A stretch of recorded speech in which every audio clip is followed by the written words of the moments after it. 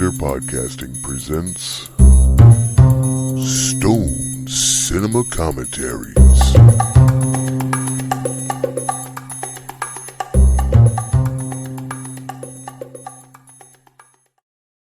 Welcome to another edition of Stone Cinema Commentary. With you as always, your host, Smokey Joe. I'm joined by some very special guests today. Mr. Cracky. Mr. Cracky. He's here. And, of course, the godfather of the pod, Mr. GMB. Hey, guys. And we're also joined by some extra special guests today. My wife, the Ginge. Hello. My old lady, Andy. Hello. The Becky. So today we're going to be doing a follow-up pod on if you could pick one movie from the 40s, what would it be? Each of us brought a movie to the table, and we had our significant others watch said movie as well as us. And, well, we're going to figure out who picked the better movie. One of us definitely chose the better movie. Describe other. And it was me, obviously. Mm-hmm. I mean, You could see the disappointment in her face. Both In in my- the I said marriage other. and the movie selection.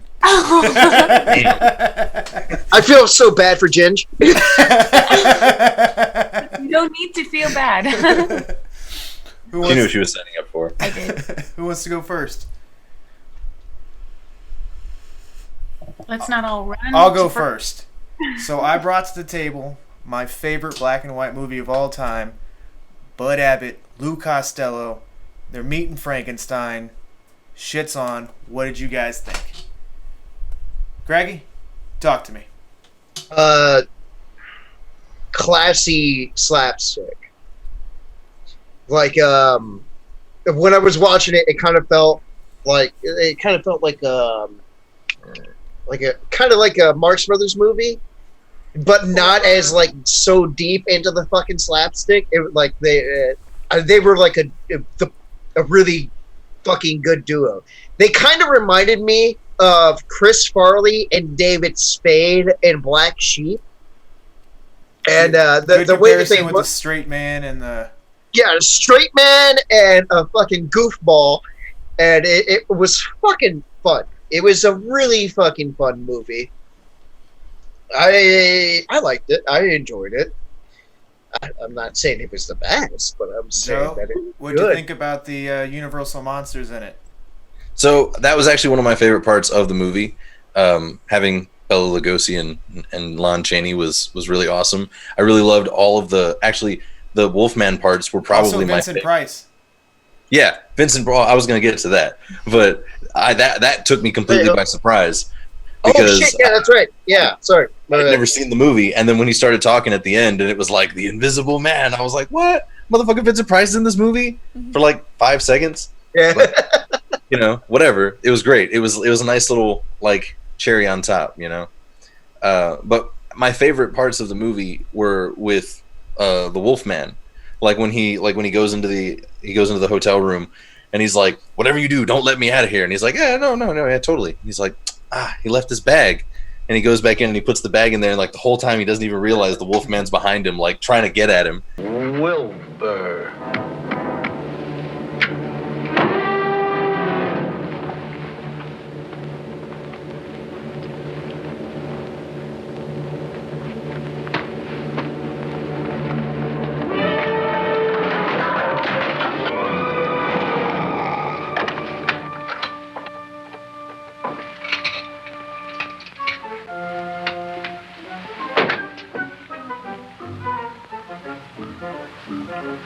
I wonder if he counted these. And he just manages to dodge him like trying to rob the Wolfman. He He's steals just an like, apple. I'm gonna take this. You know what? He's not gonna notice. Yeah, like I wonder if he counted all these. Like He probably definitely counted them. takes shit Tries from the to go room. back. God damn it! Wait, It was like, yeah, wait. You two, stop. Yeah. Only when you can talk at a time. Start again. Okay, so to go off of what he said, he doesn't really rob him. He kind of takes it and is like, yeah, I'll take this. Then he goes back to the room. He's like, you probably counted him. I'm going to put this back. He decides not to. He's like, nah, forget it. I'll just take it and go to sleep. Maybe Which is Not Maybe- really robbing. maybe Because he would have counted died. Yeah. And for some reason, he's a poon magnet, it, right? which gets into it later. Like, he's being investigated for insurance fraud, and the other woman wants to take his brain.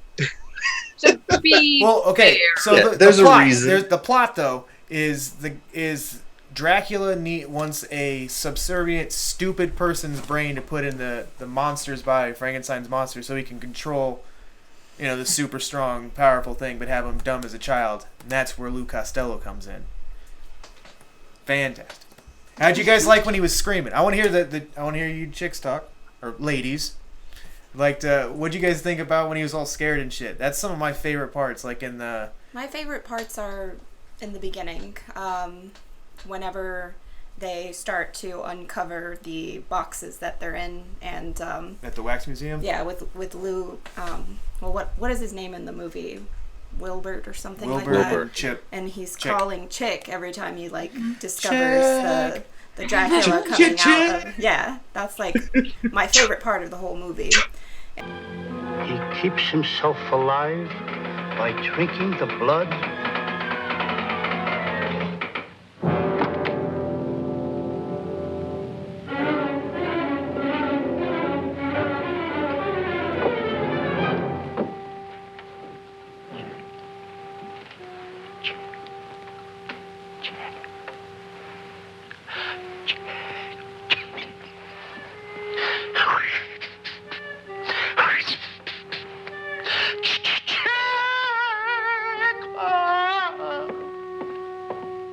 And like a common theme with all the movies is, to me, they all started off pretty strong, and then like towards the middle I got pretty bored, and then the end it got strong again. But that's kind of how I felt with Brent's pick. What is his name? Lou Costello? The fat one?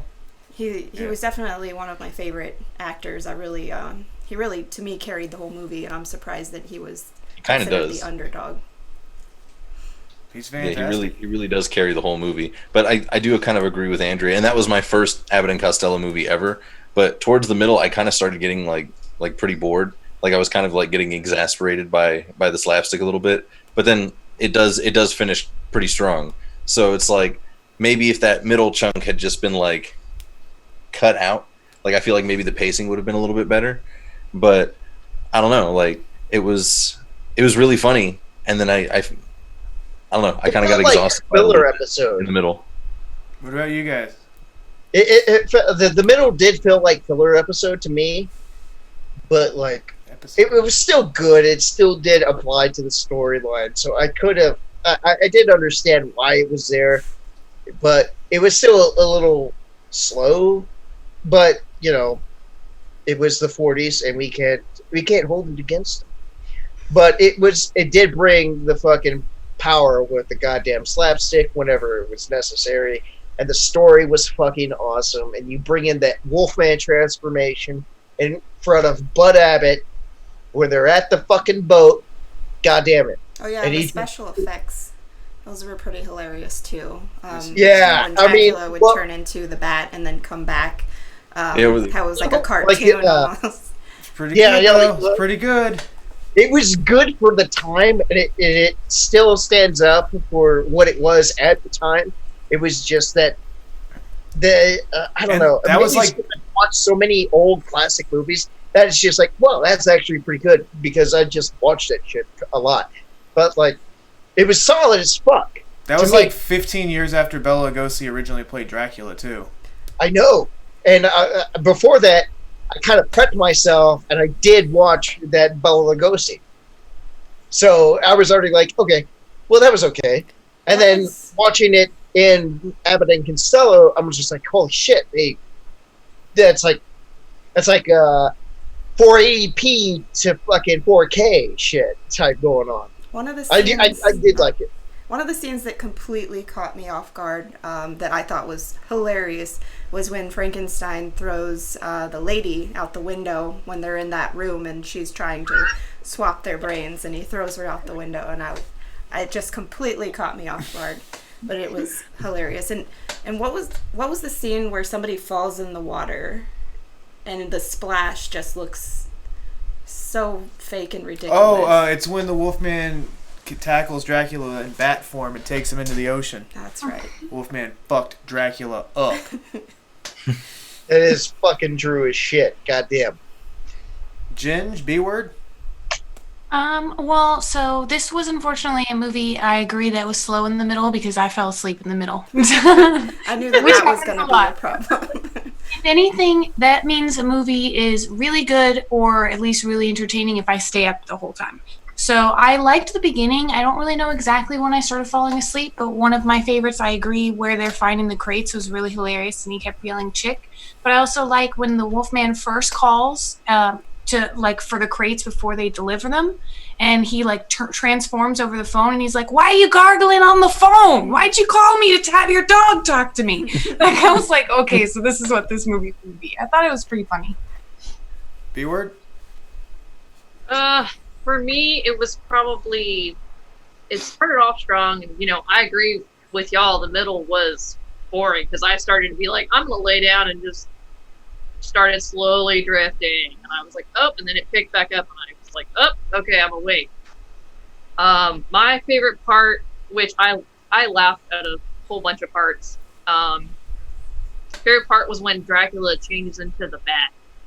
And I just lost it and just started laughing so hard. That is also like one of my favorite parts where he like is this guy's full of shit. This guy's full of shit. This guy's full of shit. Holy fuck, that's fucking Dracula.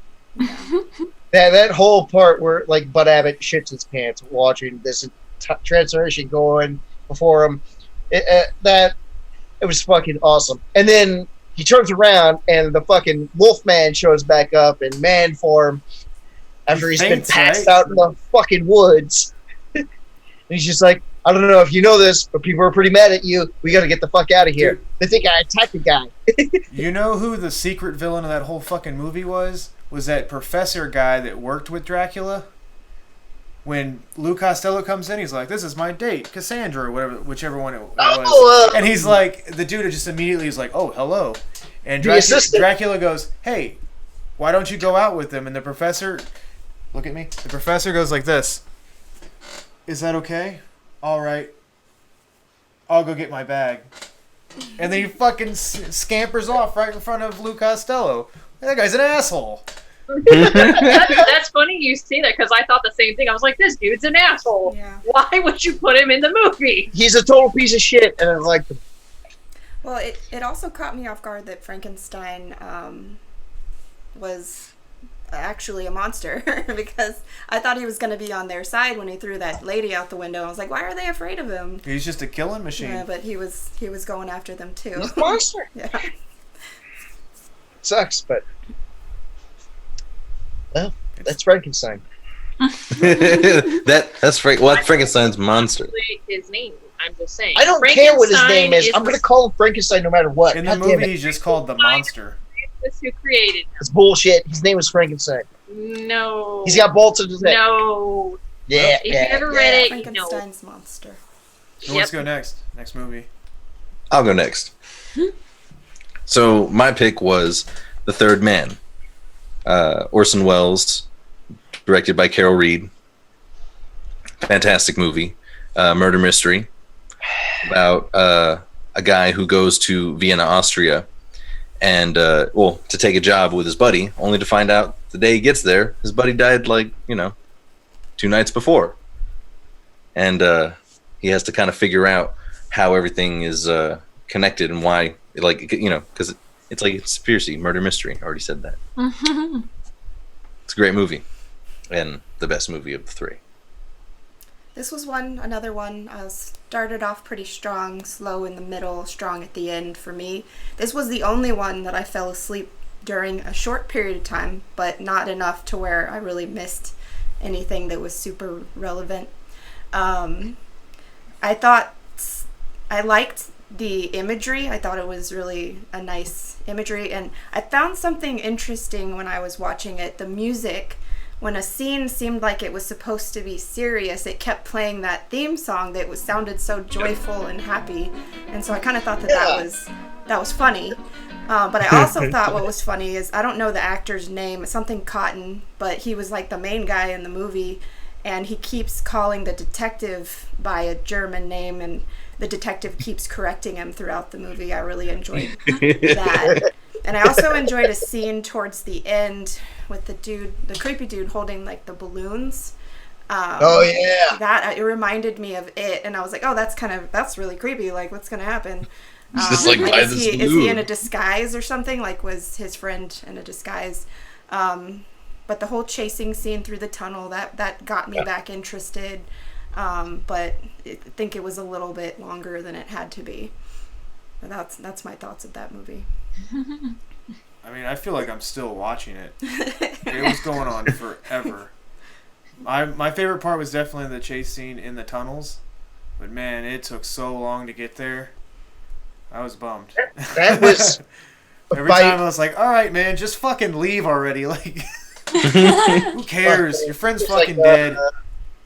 By my account, I think I had it at like 11 or 12 minutes of chasing Orson Welles through the tunnels. It was pretty long, but the motherfucker's got cardio. Yeah, he does.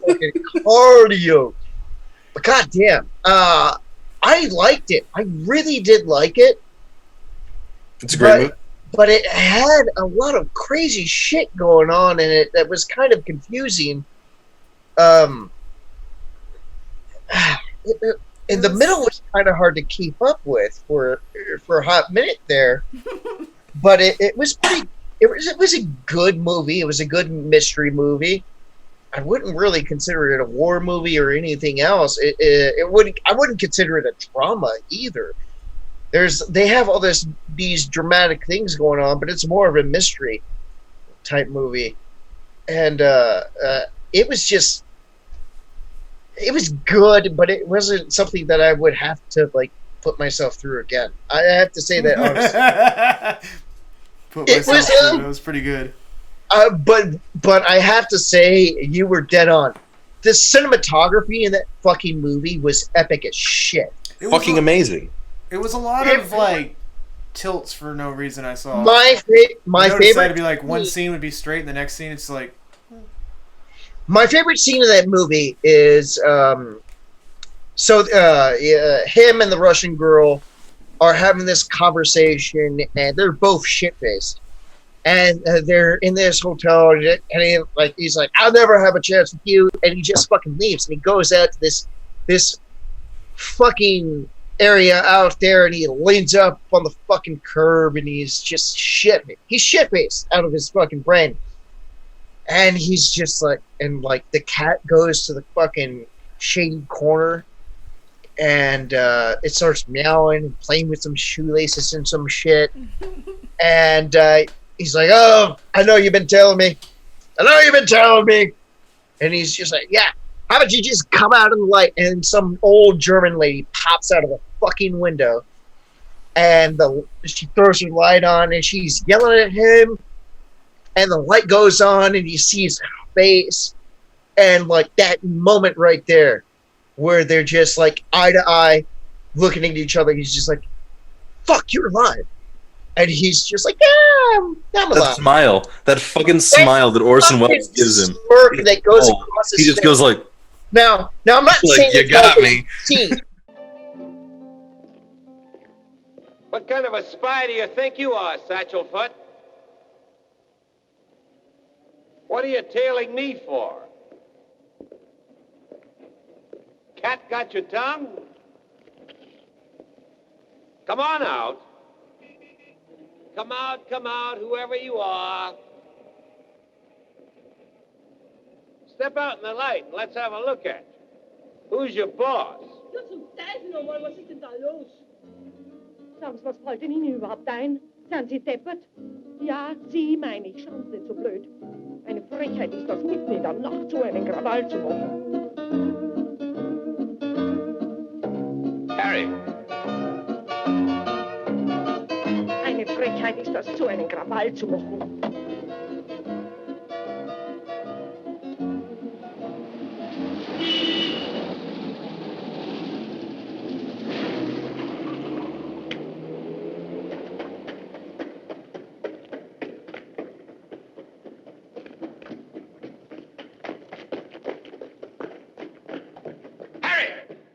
I'm not saying that's my favorite scene by far. I'm saying that's my favorite cinematography in that moment was amazing because he runs across the street. This car starts flying down the street. He jumps back.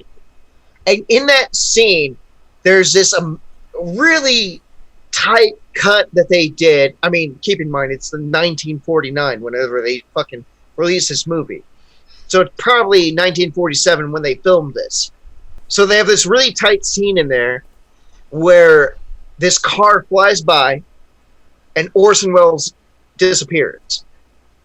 And it's the tightest scene in that fucking movie, and it's the best scene that they shot in that movie.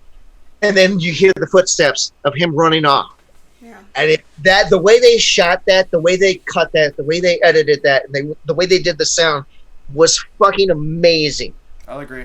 Yeah. It was a crisp as shit scene. It made me think that he was a ghost for Oh, a no. second. And that was the scene that I was talking about. Yeah, you think he was a fucking hallucination going on, but it was a really well done scene, and I really fucking love that scene. Well, so that's the scene that I was talking about in the first episode, though, where there was where they actually had to film it in a bunch of different spots, and they edited it all together to make it look like it was all done on the same street in Vienna, but it wasn't. It was really tight. It was like you can't tell the difference from anything. It's really fucking well done. Going back to the cinematography and their use of lighting, like one of my absolute favorite things, and they only do it with Orson Welles' character, but whenever he's running away or he's like coming, they always use his shadow. Fuck run. Yeah. but they always used his shadow in this really creative way to still kind of give you that illusion of like maybe he really isn't there, like maybe he is just an apparition, you know, and like how the shadow was always following him, or that's how you would see him in the darkness. Like it was. Well, they did kind of want to perceive him as a ghost, and it's a really well done scene right there, and that really did it really did stand out. But the storyline, all right, in my personal opinion, That actually reminds me. There's two things I want to add. Orson Welles to me looks like the human version of a Boston Terrier, and the love story really bummed me out at the end. Like, that was a handsome guy that was after that lady who was in love with Orson Welles, and that dude is a fucking traitor. God damn it! You never away. Best friend, man. Son of a bitch. Well. Like my favorite scene in the movie is actually when he has the meeting with him on the carousel. That's my favorite scene in the whole movie, because that's really where this man that he believes he's known his whole life, like I've known you my whole life, like I know what kind of man you are. It's in that moment he realizes he knows nothing. This guy is 100% ready to kill thousands of people for a paycheck, and he doesn't give a fuck about them. He was even contemplating throwing his own best friend out of a fucking carousel. Old man, you never should have gone to the police, you know. You ought to leave this thing alone. Have you ever seen any of your victims? You know, I never feel comfortable on these sort of things. Victims? Don't be melodramatic. Look down there. Would you really feel any pity if one of those dots stopped moving forever?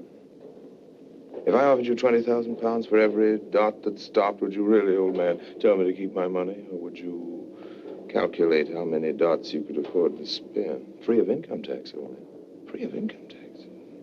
The only way you can save money nowadays. A lot of good your money will do you in jail. That jail's in another zone. There's no proof against me. Besides you.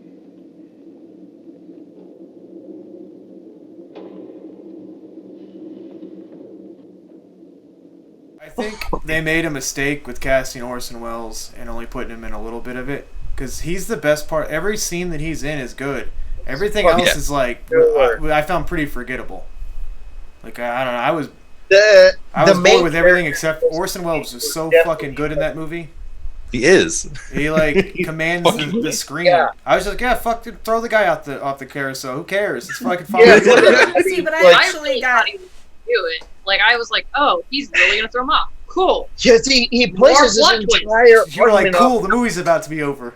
Yeah, I did sell a whole bunch of fucking tainted penicillin to these kids. To be fair, fuck those kids. But you fucking love him when he says, fuck those kids, I sold them bad penicillin. He's MJF. Damn it. He fucking sells the shit out of that character. He's the best part of that goddamn movie. And every scene with him just stands out so goddamn well. Even that fucking shootout in the almost shootout in the cafe. When like you think that he's smart enough not to show up and he fucking shows up. But goddamn it. He's just like, you're a fucking traitor, and pulls a gun out on that son of a bitch who's a traitor. Goddamn. That so pisses me off, man. Fuck that. I would never sell you guys out to the fucking Gestapo. to Callahan? Yeah, fuck that guy. Never liked the English. Never got along with him. Callaway. The only thing that threw me for a loop was when you see him running away from his friend, and he turns the corner and he's like, oh, he just disappeared. And the detective shows up and he's like, oh, he just disappeared? And he's like, yeah. And they walk around the big, I don't know what you call it. First off, no. Thing. Fuck all that Yeah, shit. Cops would not be fucking involved if one of you fuckers ran away from me. I just assumed that I'd turn into a werewolf. And I'd just be like, I need to go home. Or I'm just blackout drunk and... Yeah, I would just be like, fuck it, I guess I didn't actually see him. Well, shit. Whatever. I'm hallucinating, obviously. I just accept, well, gotta meet up later. See you at the game bang. All right. Okay. Well, what did you want to add about the third man? Edit that out. Well, I mean, you guys covered a lot of the really good scenes and stuff, but one of the reasons that I know it's really slow, but one of the reasons I really like the movie is because I feel like they first started to play with that kind of like slow burn, not so much like entertaining you screen by screen, but like building to something and having this like underlying storyline. You have to remember how old the movie is and how many movies may have come before that did anything like that. So I feel like even though it can get a little slow in the middle, it does and beginning so much. I don't know. The beginning's interesting because you get right into it, but then you're like, okay, when are we going to figure it out? The middle, I feel like it's similar to a lot of the movies in that time frame. They don't know how to do it yet. But I really liked it. I think it's one of the better murder mystery movies. There's a few other black and whites. I can't remember the names. I've been trying to look for them. But I really like old murder mystery movies, so that's my favorite genre. What's something you didn't like about it? The beginning was a really good build-up. It gets really slow. And there's a lot of things that happen where you're like, I feel like this should be important, but it's really hard to remember all of these insignificant little tiny things. And a lot of it is and isn't. So, I mean, I agree. It's slow. But Orson Welles is the best. Like, I totally agree. He is like, any movie that he's in, he takes completely. So I think it would have been bad to have him be like the friend, the one who's the main character. It would have been too much, I think. But yeah, I enjoyed it. I'm actually the one that found that movie. I do a lot of weird like searches for different types of movies, and I found that like years ago. Yeah. And we watched it for the first time like 5 years ago, so this was nice to rewatch it. Yeah. All right. So the movie I picked is a very amazing movie. It's Casablanca with Humphrey Bogart, and yeah, that's one of my favorite movies to watch. I watch it on a regular basis. It's a thing that I do like at least twice a year for me. It's a regular thing. It's a special occasion whenever I watch that fucking movie. Is that a regular thing or a special occasion? Can't it be both? Yeah. It's the thing. I take my pants off. I get real comfy. It's nice. It's a good movie. I fucking love that movie. I enjoyed it. It wasn't what I thought it was going to be, but it was one of those movies that as I was watching, I was going, oh, that's where that's from. Oh, that's where that's from. That's where that's from. Like every other line, a couple of shots. I will say, everybody talks about how Casablanca is such a beautiful love story. Oh, Like, no, it's not a love it's a story. weird cucking. It is not at all Like, a love story. I did not like the chick. I I just made found like very the chick was fucking repulsive. clear. She was just a cunt the whole time. Oh, she's a total bitch. Give her to the fucking Nazis. Oh my I God. really disliked her. I told you guys from the beginning of this movie, this is a story about a man who's happy, and his ex-girlfriend shows up and ruins his fucking life. She was the fucking worst. She even had the guy play the song that would hurt him. Yeah. She's a And bitch. she thinks that motherfucker's best friend play that shit. She's a bitch. And then she comes over when he's all The sauced Nazis. and fucked But up he- and gives him some lip. Fuck that bitch. Seriously, she is the worst ex-girlfriend in the history of ex-girlfriends and ex-wives combined. I don't Like, know. there was Fatal like Attraction, they said they boiled a rabbit. Dude, I think she's just a bitch. totally terrible fucking human being. Totally fucking terrible human being. And then like she tries to like con him into some shit that he doesn't want to get involved in. It's fucked up. It's fucked up as fuck. But goddamn, it's a good fucking movie. In a movie with Nazis, they weren't the most evil. They really weren't. Only one Nazi deserved to die. Most of the Nazis were just like frat boys. Deserved to die. He just showed up at the wrong place at the wrong time and got shot because, hey, can't have any witnesses to the world's biggest crime. But can we just stop for a minute and just talk about Yeah, how I'm fucking sorry. savage Humphrey Bogart is that whole movie? Yes, all of Because one like all this. he does is just shit on everyone around him. Like this Totally. dude comes up to him and he's all, "Do you despise me?" And he's like, "Yeah, well, if I gave you any thought, I suppose I would." You despise me, don't you? Hell, if I gave you any thought, I probably would. Like, damn. Dude, just I would it have doesn't matter who he talks about to. you He's just to shitting on decide if I gave a shit about you. this woman comes up to him. "Where were you last night?" "Nah, it's too long ago. I can't remember." "But what are you doing tonight?" "I never planned that far ahead." I thought it was the same woman at first as the love interest. I thought they were the same people for a second. I was like, is that the same lady? Like, are they just You just came using back. the same actress? There are so many women that are so like wrapped up in Rick, and they're just like, he's not acknowledging me, and he's just like, "Oh, yeah, sorry about that. Do you want a free drink?" Dude, Like, that's what I can do. I think that he was the coolest motherfucker in movies until James Dean.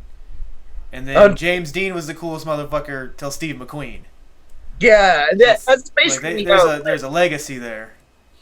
I mean, Humphrey Bogart is like literally the best part of the entire movie. Like He is around the him- movie. Everything around him is kind of shit. Like, You know, like some of the characters, completely contradict themselves, like from scene to scene, where you're like, wait, no, but you're supposed to be this way. Like the fucking the corrupt officer. That guy is a piece of shit the entire fucking movie, and then all of a sudden he's just like, fuck it, I guess I'll be a good guy now. No My honor among favorite thieves, scene- brother. No honor My among favorite thieves. scene in that movie is when I am astonished to find out there's gambling in this establishment. Yeah, like, fuck you, dude. You're winning, sir. Here's your winnings. Everybody is to leave here immediately. This cafe is closed until further notice. Clear the room at once. How can they close me up? On what ground? I'm shocked to find that gambling is going on in here. You're winning, sir. Oh, thank you very much. Everybody out at once. Yes. And he just fucking leaves. God damn it.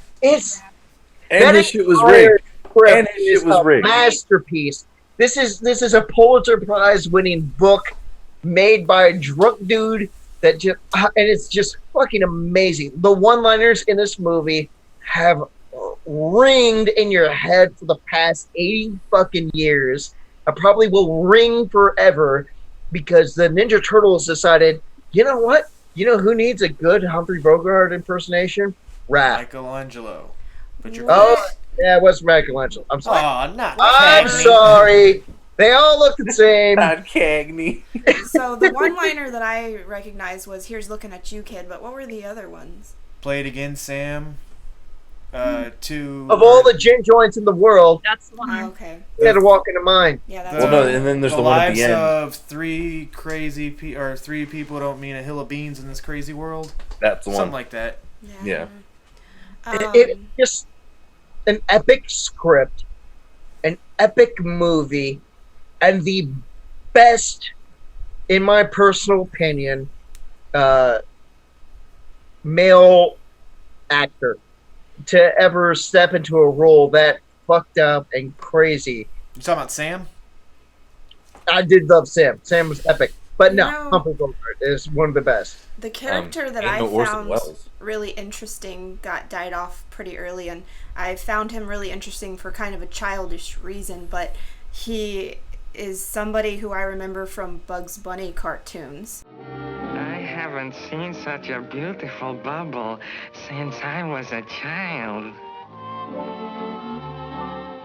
Yeah, and I thought that was really cool. I was guy like, hey, this is that the actually guy. shows up and starts all the shit. Yes. I found that guy really interesting. I was like hoping that he was going to stick around and they kill him off right away. And I was like, Yeah, oh. they definitely guys that's another really crazy thing going on with this. Every single person that you find interesting, they're gone. Yeah. Immediately. It's a very cutthroat world that they live in. And to be fair, it was Casablanca in 1940 goddamn one. America hasn't entered the war yet. Rick is a obvious. Didn't they enter in 40? The movie is based in 1940s, 1939 Casablanca. It happens basically right after the Germans invade France. Mm-hmm. And this is where everyone ends up. All the riffraff end up in French Morocco because it becomes a neutral territory. That's the entire story about French Morocco. It's a neutral territory. That's where people could run to and escape. Rick can't go home because obviously he's riffraff and not the rapper. He's got some crazy shit going on back in Brooklyn that he can't deal with legally. I thought it had something to do with the government. I thought it had he bailed on the army or something. Yeah, they never really reveal it, do they? They don't reveal it. He was like a gun but they runner. do. But he does kind of hint at it that I may or may have not killed the dude.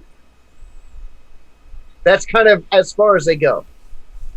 But it's his character backstory is as dark as it gets and as secret as it gets. They don't shed any light on it, and everyone around him just kind of gets sucked into this whole who the fuck is this Rick guy, and I gotta fuck this Rick guy, and fuck this Rick guy just totally fucked me.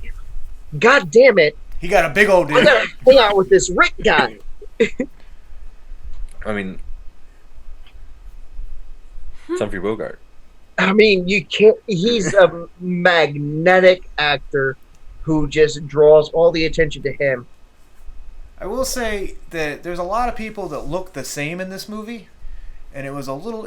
And you couldn't understand people. That was the other thing. I was having a really hard time understanding people. The language barrier that was in both of your Yeah, movies. that and The Third Man, both things. It was really difficult to understand what some people were saying. Well, they were speaking another language, and so you're like, well, what's... Well, no. Even when they were speaking English, they had such a heavy accent. I was having a really hard time. What the fuck is happening? Yeah. We had to turn the volume up super a lot loud. of, And be European actors and everything. Bunch of marble mouth they just wanted fucks. to make it seem like they were trapped in Casablanca.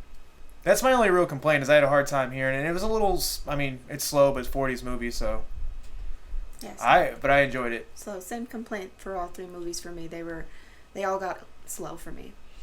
And I would argue that Abbott and Costello was by far the quickest. And the shortest movie. Yeah, it was the shortest movie, but it didn't really have that. It was 20 minutes shy of 2 hours. It's like a $1.25. No, it's $1.42. I just watched it.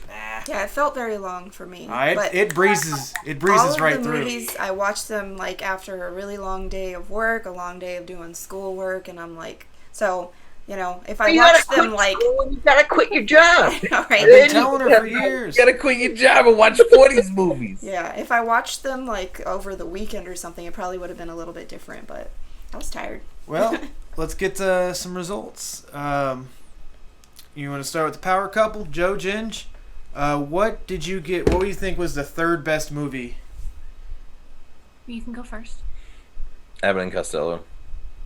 All right. Ginge? I'm kind of like still making my three, like rotating them around, so I think I'm gonna settle on Abbott and Costello as well. Greggy? Third Man. It's a little slow for me. B-word? I'm gonna go with. I have to agree with him, The Third Man, because it lost me right there in the middle, and it was slow. I need a little bit more oomph, a little more spice in the middle. I Engaged. also chose The Third Man, but it's because I think Humphrey Bogart was better as the leading man than it should have been Orson Welles against Humphrey Bogart. So it comes down to that. Although I fell asleep in part of The Third Man, I picked Casablanca as my number 3 because of all the war-related stuff. I found it very boring. I'm not a very historical person, and so it doesn't interest me, which I kind of wish I was, but I'm not. All right. Well, I just declared war. Number 2, Craigie. Number 2.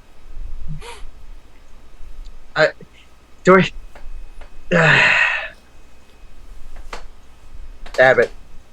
Abbott and Costello is my number 2. Of course, I do have Casablanca for my number 1.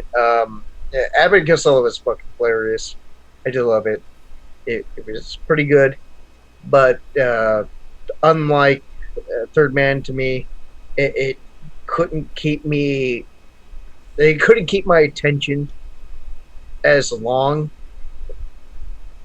and I feel like I'm more of like a comedy dude. So I really did love that slapstick and that go back and forth, and it did really remind me of like classic comedy duos throughout movies. B-word, number 2. That's kind of hard for me because I did find Abbott and Costello, right there with Casablanca. For me, the visual effects, I had to take into just to sit there and say, hey, the Wolfman changing, like for that time frame, the transformation, him going from, human to Wolfman. Did remind me. That was pretty good for that time frame. Okay. So hold on. I'm changing my answer. Oh no. I caused the change. Wow. I'm sorry. No, yeah, you're right. I changed my answer. Casablanca second. Wow. Fuck. I'm gonna guess my own goddamn movie. Yeah. All right. B-word, what did you go with us to? So I'm gonna say. Talk it out. I'm gonna say Casablanca is number. It's gonna be number 1. Casablanca's 1. All right, so that puts us at 2. You just talked on this hype. I did. But it's your fault. You know what that is? Fuck you. That's good. That's good leading reality show stuff. For like going into this long. I feel like I'm a survivor and I'm the only motherfucker on my island. Well, okay. Joey boy. All right, fine. I do agree I'm with good. you. I agree with his picking. I agree that my number one is Abbott and Costello. Now, can they be in the same range No. for me? No, okay, I guess not. I guess they can't be in the same range. You already picked 1, 2, 3. All right, so is it Abbott and Costello as 2, or is it Casablanca as 2? This is really... You guys made... You just got to pick one. Hurry up. Casablanca. That's number 2. All right. Joe. I like this. This is good. Casablanca was my number 2 as well. Ginge? I actually ended up liking that movie more than I thought I would. I also thought it was a drama that was going to be like super slow and super cheesy, and it ended up being way more fun. So I actually would say Third Man number 2, Casablanca number 1. For you, Cracky. Number 2. Lisa agreed with me for the time being, and then I changed my mind. But God damn it. Fuck myself. I think if Abbott and Costello, to me, is one of the funniest movies of all time, and I know that I will go back and rewatch it constantly, much more than I would rewatch Casablanca. That's why I give Casablanca the number 2. For me, I also am really into comedy, and so that's why I picked Third Man as 2, because I did find some stuff funny in that. And Abbott and Costello number 1 for me. Well, I mean, I just said it. Number 1, Abbott and Costello. It's my favorite black and white movie. It's, to me, one of the funniest movies of all time. It combines the best comedy duo in history and Universal monsters, all things that I love. Abbott and Costello gets number 1 for me. Yeah, I really enjoyed Lou Costello a lot. Like, he actually made me laugh, and I wasn't expecting that out of a black and white movie. But I also love Halloween, and I like, the cheesy, like, Dracula, Frankenstein, Wolfman. I really enjoy all of that. Classy, not cheesy. It's classy, not cheesy. But Dracula's costume reminds me of the children that dress up to be vampires, basically, instead of like the scary, like, so. Before you give yours, the thing I've never noticed until this last viewing, when Dracula spreads his cape, he has pockets in there. I never noticed it before. I didn't notice that. When he spread, I was like, those pockets? He's got pockets? Yeah, he's got pockets in his cape. That's fucking amazing. He's gotta put his keys somewhere, right?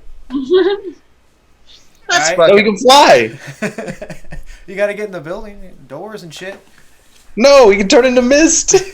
Not that one. He can only bat. Oh, really? That's Mist was a brown stroker. All right, Joe?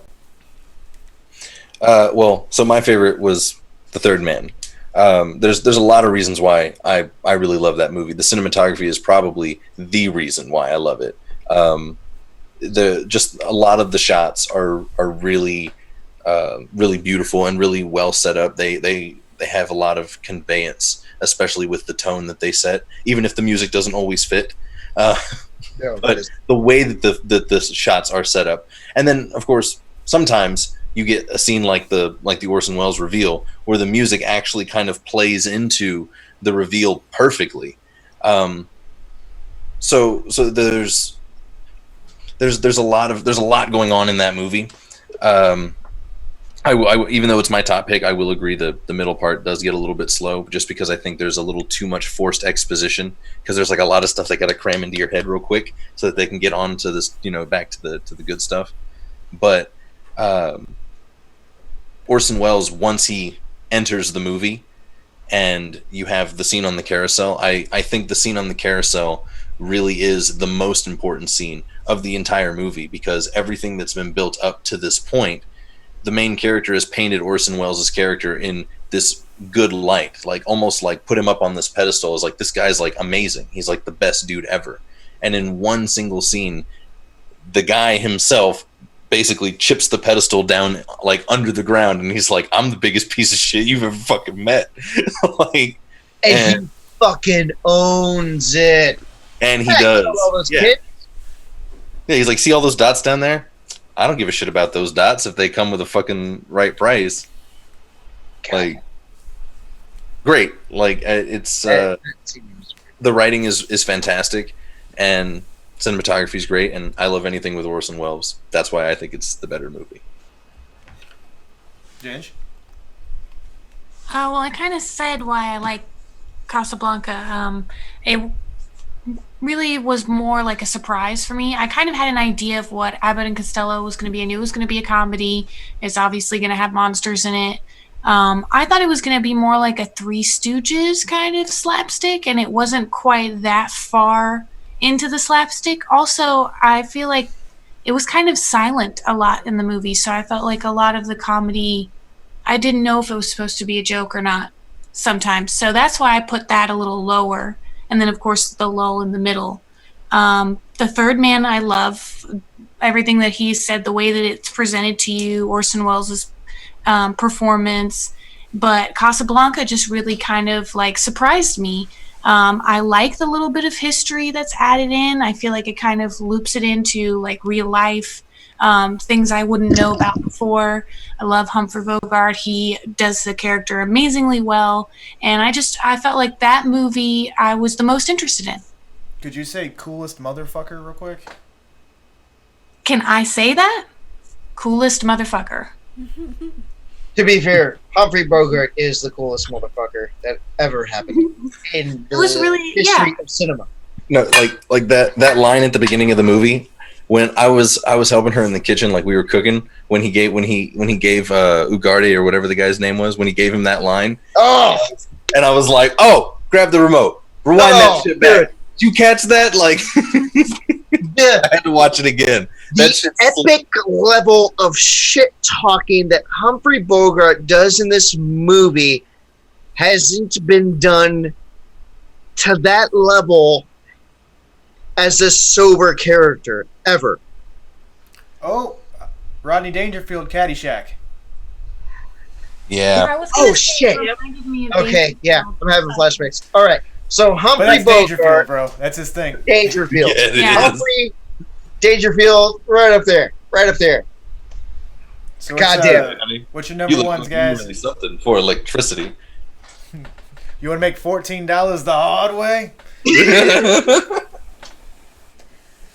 It's fucking great. Greggy?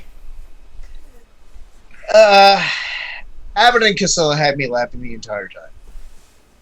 I did like it. It was a little slow in the middle, but all movies from this era did have that low, smooth, wavy ride going through them. I can't really hold it against it, but Abbott and Costello just had me laughing, and they are the ultimate duo. And it just reminded me that they set the basis for basically all comedy duos. Like all comedic duos, you're always going to have your Spades and your Farleys. You're going to have your Channing Tatum and Jonah Hill. Yeah. So you were saying it earlier. I actually wanted to ask you. So when you say a straight man, like what is that in reference to? A straight man is that the style? in a comedy duo is going to be your no nonsense guy. He'll be the more serious. Like he'll still do some comedy stuff, but he's the more serious of the two. You have a straight man and then like shirt tucked in, and then like a buffoon, basically. So okay, he gets a lot of him reacting to the other thing. The thing that I like about the way have you ever seen Two Grumpy Men? Yeah.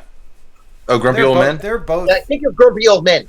Grumpy Old Men, they're both kind of a terrible human being. Okay, wait. So would an example of this be like Planes, Trains, and Automobiles? Yes. Okay. That's that a perfect movie. All right, example. cool. Fuck, that's an amazing duo too. John Candy. Candy and fucking Steve Martin. Steve Martin, yeah. I love both of them, but I definitely love John Candy. I always like the what is the other one? Not the straight man. Funny one. The Goon. The Goon. I always like the Goon. The Goon. B-word. Your number one. My number one is Abbott and Costello. Because the comedy had me. And yeah, I agree with him. There are dips in all of those movies where it just kind of drops off and you're just like, what are you doing? Where are we going with this? But the effects had me at the most. Because you got to stop and think, how much time did they spend putting all that hair on to make Wolfman? You know, and to see the transformation actually happening, that was mind-blowing for that day and age. Like, I can remember my grandparents talking about these movies. And they would stay up and they would talk about movies, they would play cards, and it was just a good time for them. So for me, seeing that transformation and the effects, yeah, there were some cheesy ones now that we have more special effects and CGI stuff, but I mean, the comedy was great. I mean, it was just a really movie that really had you on your seat. All right. Well, I got the totals here. You guys ready for this? No. Coming in at number 3, The Third Man, ironically. Number 2, Casablanca. And the winner, I did and turn the on my movie own. that you should see from the 40s, Abbott and Costello Meet Frankenstein. That was a close one. Good contest. Had me sweating. It was good. Dude, I was sweating, especially when I turned on my own goddamn movie. But goddamn it, I am a sucker for comedies. Me too. I'm a sucker for comedies. It's the easiest watch of the 3. Also, It is. It's just such a good time. Beer bottle through a fucking glass window, or like nuking Germany. So, okay, I have a question for To you. be fair, I did want to nuke Transylvania when Why did you change your opinion? because comedy is everything. Well, thank you for joining us for this contest edition of Stone Cinema Commentary. Don't forget, of course, you can find us on SoundCloud and Spotify and iTunes and SoundCloud, and obviously on YouTube, because that's where you're watching us right now. Oh fuck, we're on YouTube. Yes, it is. and of course, Share, subscribe. If you guys agreed with our choices, the 1, 2s, the 3s, let us know. Hop down in the comments. If you had your own movies from the 40s that you think are better but are still wrong, hop down in the comments. And next week, what are we going to be doing, boys? Well, so we're going to be doing, if you could pick one movie from the 50s, what would it be? And we'll tell you about those we got later. Some strong choices. So we'll We do. have our choices up next week, and then you guys can hear the argument after that. So remember, Like, share, subscribe. Yay! And now we'll see you See at you the at the cinema. That was terrible, but it'll work perfect. I love it.